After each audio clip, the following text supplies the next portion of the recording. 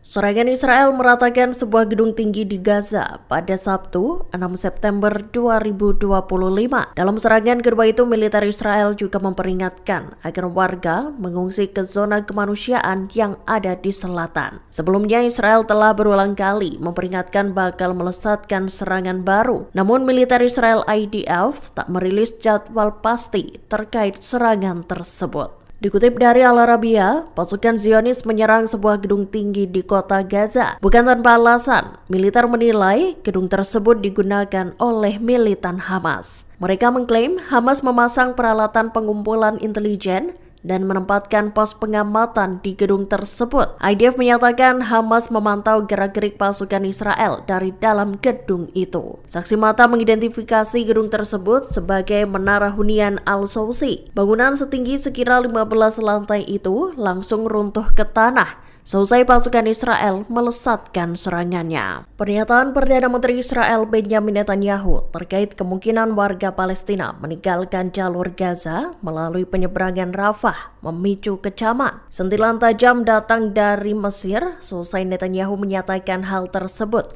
dalam sebuah wawancara pada Kamis 4 September 2025 lalu. Kementerian Luar Negeri Mesir lantas menanggapi pernyataan Netanyahu itu dengan keras. Menurutnya, Netanyahu berupaya memperpanjang eskalasi dan menghindari penyelesaian konsekuensi pelanggaran Israel di Gaza. Menteri Luar Negeri Mesir Badr Abdelati menyatakan, segala upaya pengusiran warga Palestina sebagai garis merah bagi Mesir dan menegaskan hal itu tidak akan diizinkan. Rupanya, tanggapan dari Mesir itu dibalas oleh kantor Netanyahu. Dikutip dari Ynet News, kantor Netanyahu menyatakan bahwa Perdana Menteri mereka berbicara tentang kebebasan tiap individu untuk memilih tempat tinggal. Bahkan kantor Netanyahu itu menyebut Kementerian Luar Negeri Mesir lebih suka menjebak penduduk Gaza yang ingin meninggalkan zona perang. Israel dilaporkan menggunakan tahanan Palestina sebagai subjek uji coba senjata baru. Otoritas penjara Israel baru-baru ini mengumumkan pengenalan senjata baru untuk menekan tahanan. Senjata itu termasuk alat setrum listrik dan jenis baru peluru karet yang digunakan dalam penggerbekan. Kepala Klub Tahanan Palestina Abdullah Al-Zaghari menyatakan pada Sabtu 6 September 2025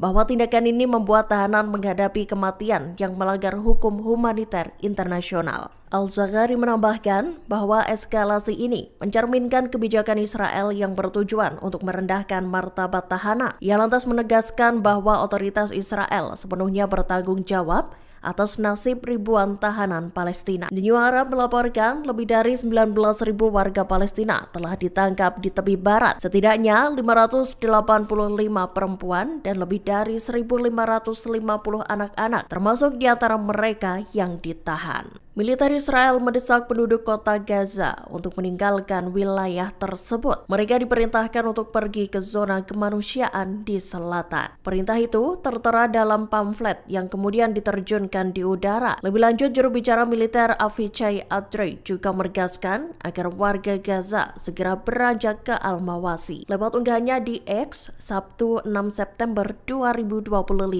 Adri menyatakan bahwa Al-Mawasi di Khan Yunis merupakan zona kemanusiaan. Ia bahkan meminta agar warga Gaza tak menghiraukan klaim Hamas. Seruan untuk meninggalkan kota Gaza itu digaungkan sebelum Israel akhirnya mengebom gedung-gedung tinggi. Militer Israel mengklaim gedung-gedung tinggi itu digunakan oleh militan Hamas. Israel menyatakan Hamas menggunakan gedung tersebut untuk memata-matai pasukan Zionis. Amerika Serikat, Qatar, dan Mesir diperkirakan bakal mengajukan kesepakatan gencatan senjata atas perang Gaza. Kesepakatan yang direncanakan bakal diajukan pada pekan ini mencakup upaya untuk pemulangan semua sandera Israel dan mengakhiri perang. Selain itu, Hamas juga akan diganti dengan pemerintahan baru yang menjalankan jalur Gaza.